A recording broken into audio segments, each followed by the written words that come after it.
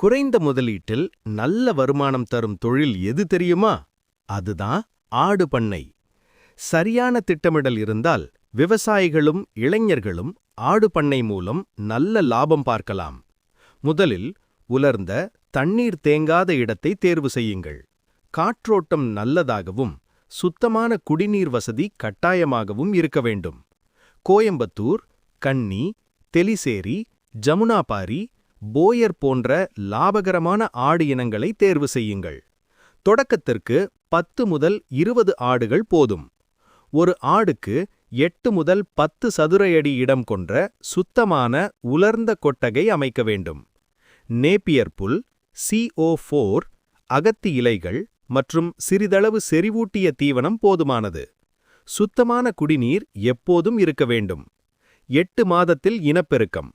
5 மாத கர்ப்பகாலத்தில் குட்டிகள் பிறக்கும். முறையான தடுப்பூசி, புழு நீக்கம் லாபத்தை அதிகரிக்கும்.